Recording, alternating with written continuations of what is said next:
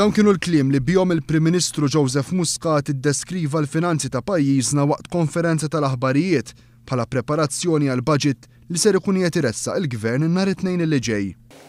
F'sentenza waħda kif niddeskrivi l-istat tal-finanzi tal-pajjiż bħalissa, nista' ngħidilkom li mhumiex kif qalulna, iżda huma kif stennejna.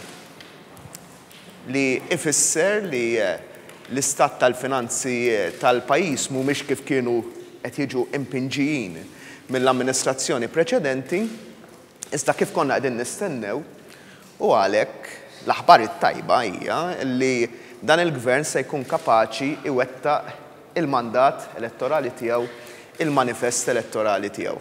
Mhux ħankunu qegħdin noqogħdu nilmentaw illum l-iskop tagħna kemm illum kif ukoll nhar it-Tnejn li ġej mhux li noqogħdu nilmentaw dwar is-sitwazzjoni ma ngħidu kif ħankunu qegħdin nimxu il quddiem.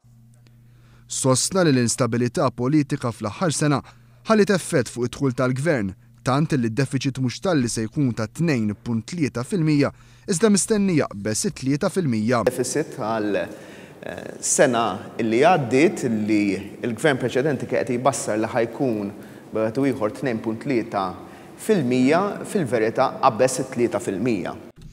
Fost ir-raġunijiet li waslu għaż-żieda fid-deficit ta' pajjiżna kien hemm iż-żieda fin-nefqa pubblika tal-Gvern u tnaqqis fid-dħul tiegħu, speċjalment fil-perjodu ta' 3 xhur qabel l-elezzjoni ġenerali li għaddiet.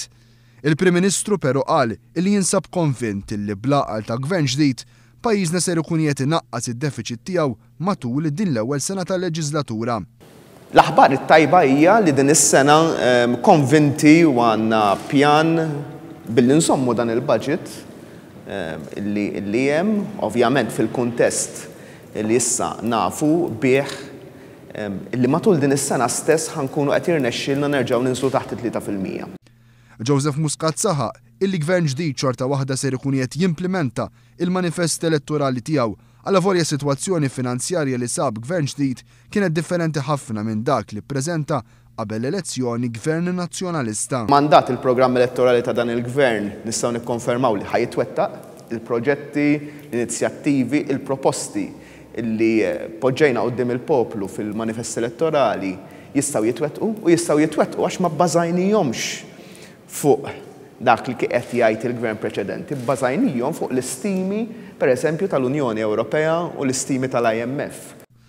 Il-Prim Ministru sostna wkoll li Gvern mhux ser ikun qed jitfa' piżijiet addizzjonali fuq il-poplu Malti Wawċi filwaqt li ser ikun qed jibqa' jagħti priorità lil ħolqien tax-xogħol. Qal li l-kontijiet ta' dawl u l-ilma ser ikunu qegħdin jorħsu mingħajr ma jħallu effett fuq l-ekonomija ta' pajjiżna. Joseph Muscat sostna wkoll li nhar it-Tnejn ser ikun qed jitħabbru numru ta' proġetti li ser ikunu qegħdin jagħtu imbuttatura oħra l quddiem lis-settur privat f'pajjiżna. Tnejn illi ġejjin beħsiebna li inħabbru numru ta' inizjattivi illi permezz tagħhom ħankunu qegħdin nistiednu lis-settur privat għall-ewwel minn sensiela pjuttost twila, kolli ngħid, ta' proġetti illi beħsiebna nniedu mas-settur privat b'tali mod illi noħolqu jobs ġodda, illi noħolqu postijiet tax-xogħol aħjar u aktar sostenibbli. Sa dan it-tant meta mistoqsi dwar il-ħatra ta' John Bencini bħala chairman tal-MCSD huwa saħaq li Bencini se jkun qed iqum għall-okkażjoni. Muscat qal li f'ħafna pajjiżi barranin kunsilli bħall-MCSD fosthom l-ECOSOC ir-rwol ta' chairman ikun fuq bażi ta' rotazzjoni bejn min ħaddem u rappreżentanti tal-ħaddiema, xi ħaġa li tissir l-ewwel darba f'pajjiżna. Rigward il-kritika li saret fuq numru ta' ħatrit li jagħmel, Joseph Muscat qal li din kienet varja minn kritika li xtakarigi lin-nies viċin il-Partit Laburista kif ukoll li ġie kritikat għal xtaq jinvolvi membri parlamentari nazzjonalisti.